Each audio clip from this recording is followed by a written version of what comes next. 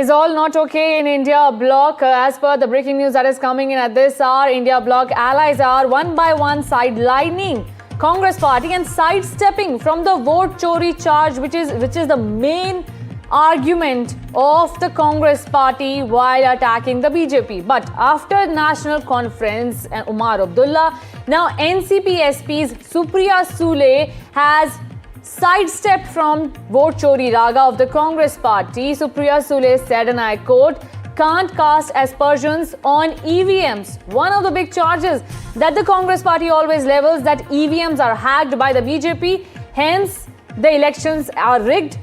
But now one by one, allies are sidestepping from this accusation of the Congress party. Remember earlier, Umar Abdullah said that vote chori is not an issue of the India Bloc but of the Congress party alone.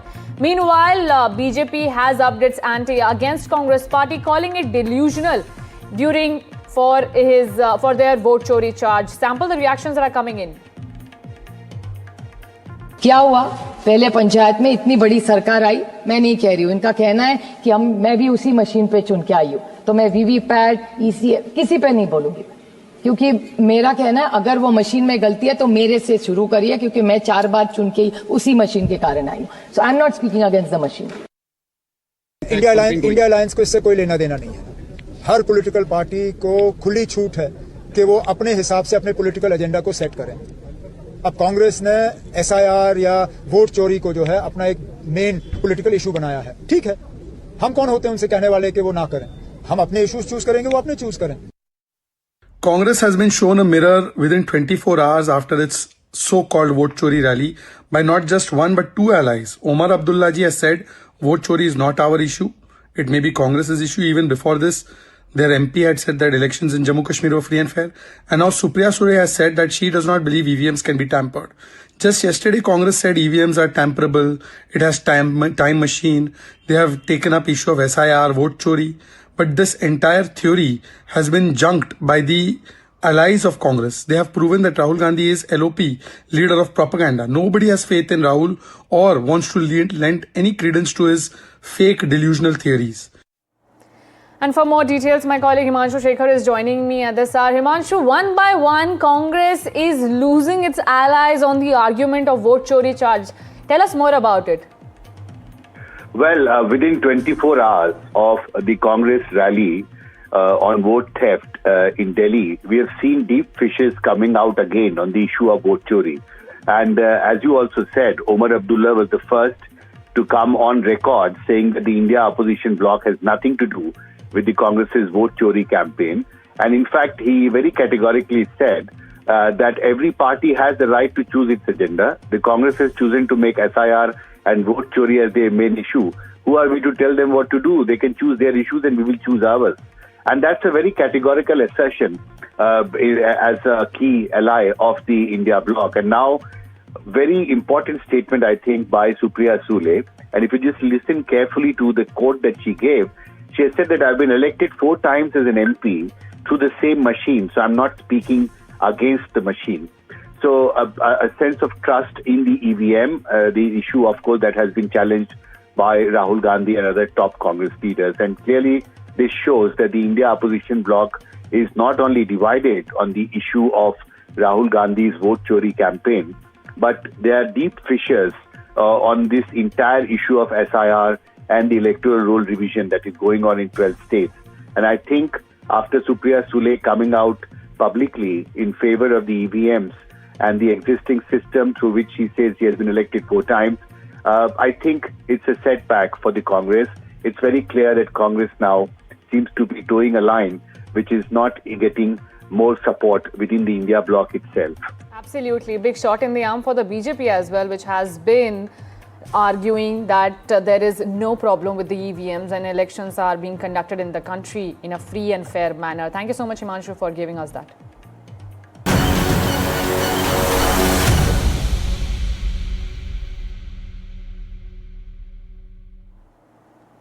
How toxic is too toxic? I think the Delhi government is not realizing the kind of pollution that is engulfing the national capital. This morning, when you and I woke up, we could not see outside the window. Just in 500 meters radius, we could not locate another building. Why? Only because the Delhi government, which has been failing to take any precautionary measure to reduce pollution in the national capital, has once again found in deep sleep. What happened to the panel that was formed? Nothing. No report, no meetings, and so far, no action. Look at this screen. India Gate, AIIMS, Kashmiri Gate, you name it and you can't see it. This is the reality of the national capital currently. What are we doing about it? We are complaining instead of acting on it. While the aviation sector is also facing similar problems. In fact, Prime Minister Narendra Modi's flight was delayed due to this pollution and smog.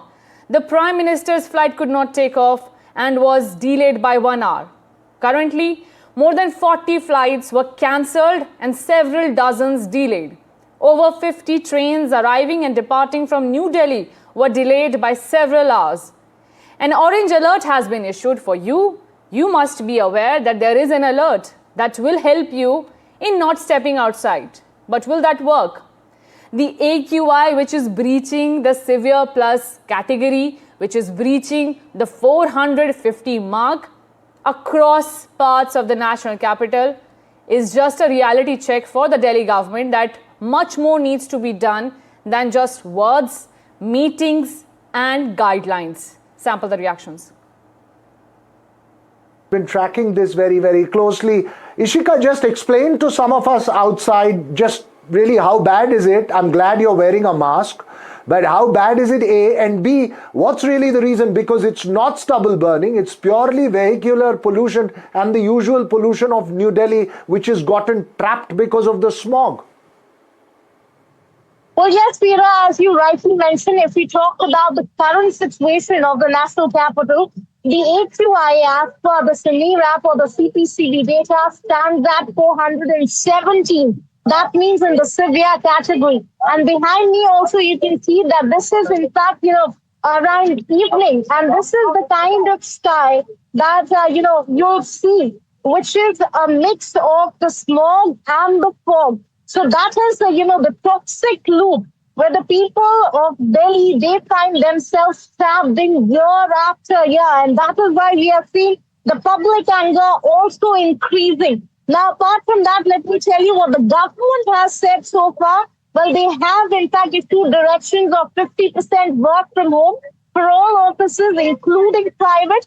And now a fresh order has been issued by the Education Department, which says that from nursery to class 5, there will only be online classes, and for the rest of them, there will be, classes in hybrid mode. So these are the orders that have been issued. But the people question that where is the accountability of government? Because even though measures have been announced, they are still waiting to see results on the ground. Over to you. Well, they're still waiting to see results on the ground. I don't trust the machinery. I don't trust the people to solve this problem. Is there any clarity from the Met Department of winds breezes from other side to clear the air? Is there going to be some respite in the next few days for New Delhi?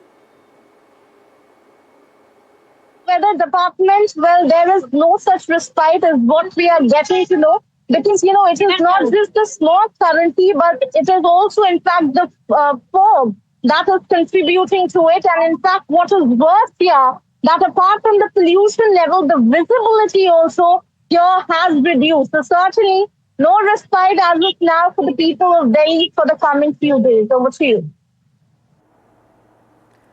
Shifting our focus now to the big development that took place and shocked many. The 44-year-old Bharatiya Janata Party never fails to surprise, whether it is about its policies or politics. And this time too, the Saffron Party has shown that it never fails to reward its quiet strategists who are working hard on the ground to strengthen the party. 45-year-old Bihar Minister and Sangh member Nitin Nabin was welcomed to the BJP headquarters today as its working president. BJP old guards Amit Shah, Dharmendra Pradhan and the current president of the Bharatiya Janata Party, JP Nadda, marked this generational shift in the party with much fanfare. The choice for the party's top post left everyone surprised, but it is not the first time. Remember Delhi Chief Minister Rekha Gupta, Naib Singh Saini, Haryana Chief Minister, and Mohan Yadav in Madhya Pradesh. The list goes on. BJP's subtle art of picking surprises has time and again reflected its deeper transformation in leadership philosophy, political planning and future vision.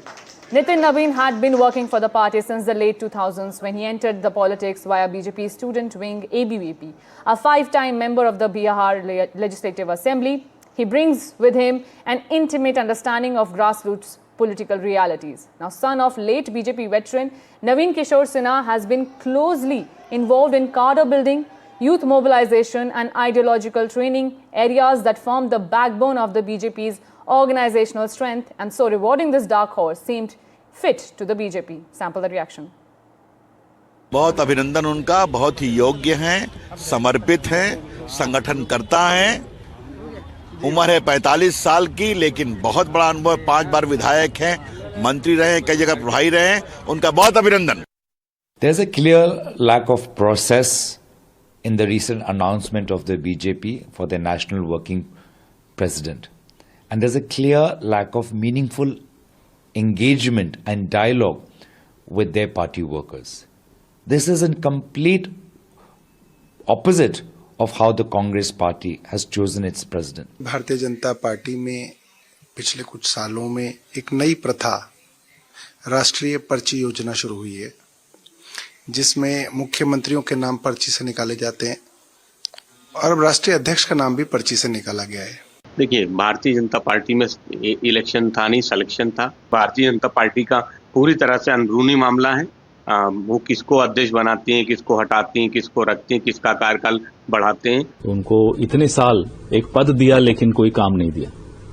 फिर भी नड्डा जी अब जाते जाते अपना बताना चाहिए उनको कि उनको काम कितना दिया, कितना नहीं दिया, गृह मंत्री ने रिमोट कंट्रोल कितनी बार इनके हाथ में दिया, ये सब उनको बताना चाहिए। On that note, slipping into a very quick break, don't go anywhere. We will be back with more news and updates.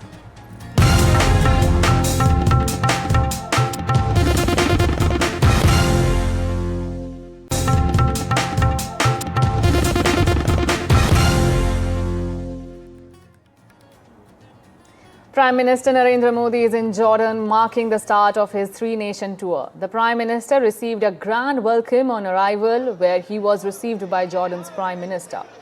PM Modi has met the Jordanian king, with talks expected to give a major boost to India-Jordan relations. Jordan is the first stop of the Prime Minister's tour, followed by Ethiopia and Oman. The three-nation visit is aimed at strengthening India's diplomatic outreach, especially in West Asia and Africa. Key focus areas include trade and economic cooperation, investment opportunities, counter-terrorism, regional stability, and renewable energy collaboration. The visit underlines India's growing engagement with strategic partners and its commitment to deeper global cooperation. Take a look at this reaction.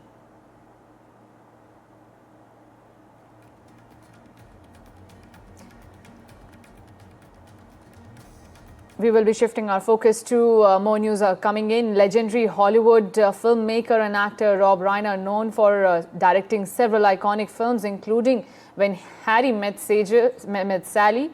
This is Spinal Tap. The Princess Bride was found stabbed to death along with his wife in their Los Angeles home. Their son, Nick Reiner, has now been arrested and is in custody following the death of his parents.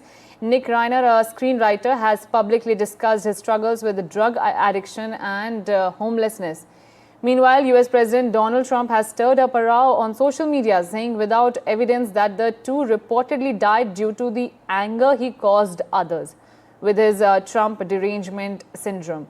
Now, Reiner was a vocal critique of the president. My colleague Disha Bagchi is joining me with more details. Disha, tell us more about the circumstances that led to his arrest. Right. So since the police found the bodies of Rob Reiner and his wife in their LA home in the early hours today, they had mentioned that one of the family members of Rob Reiner was being questioned, but they hadn't. They had then said that this was going to be a investigation regarding the death, but not murder. But now they have the LAPD has said that they are now. This is a homicide investigation, and Nick Reiner, their son, is the prime suspect, and now he is in custody and he's facing murder charges. Now, Nick Reiner is someone who has publicly been talking about his struggles with drug addiction as well as homelessness. Now, what are the circumstances and what perhaps would have allegedly led Nick Reiner to stab his parents? It is yet to be ascertained. But what we do know now is that a lot of reactions coming in from the Hollywood fraternity because of the legacy of Rob Reiner as a filmmaker as well as a comic actor. So a lot of tributes coming in. But what was very shocking is US President Donald Trump's very strange criticism and tribute of sorts to Rob Reiner, and even suggesting that it was because of his criticism of the Trump administration that perhaps may have led to his eventual death and killing. And in fact, nobody is really appreciating this kind of criticism, especially the Republicans, because Thomas Massey, a very key Republican lawmaker, has now criticized US President's post, saying that this is disrespectful. And it really is concerning why such posts are coming from the White House regarding such a gruesome murder of a quite popular Hollywood filmmaker. So while it is yet to be ascertained what the cause of this is, those details will come out in the next couple of days. US President's reaction to this is something that's created quite a bit of controversy in the US. Right. Thank you so much, Disha, for joining us and giving us those details.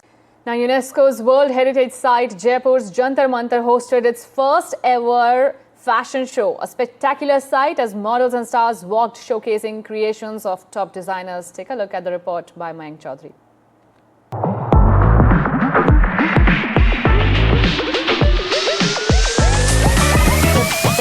I'm in the land of vibrant culture and rich heritage, the pink city of Jaipur.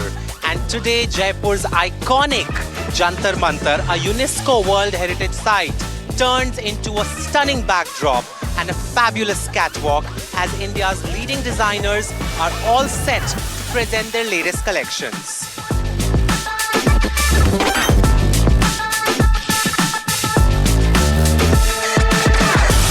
Showcasing handloom couture at this location, I think that's the best combination, I must say. And Jaipur is all about handmade, handcrafted. So much craft is there. So I'm really proud to showcase here and I'm really happy, yes.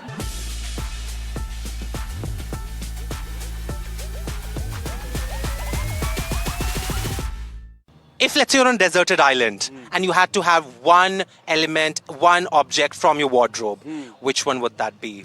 And give me a striking last pose. Can I pick two? Absolutely, go for it. My favorite pair of glasses, sunglasses, my father's vintage glasses.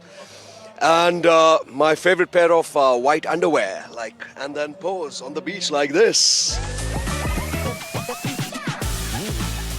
It's so interesting, you know, look at the majestic landscape that we have to showcase our collection. And, you know, we are very imbibed in terms of what we do, in terms of, you know, embroideries, prints and everything. It's very Indian. So I think it's a perfect backdrop that we have.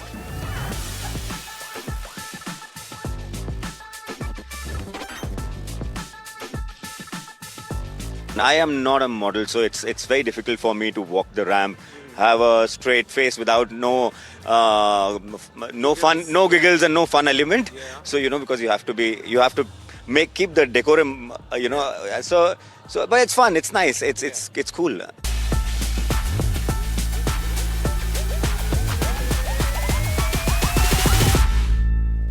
Well, what an evening celebrating craft, culture, meeting the finest Indian couture right here in Jantar Mantar. With camera person Pushpendra Tiwari, this is Mayank Chaudhary for NDTV. On that note, it's a wrap from my side. Keep watching NDTV for more news and updates. Follow us on the social media handles as well.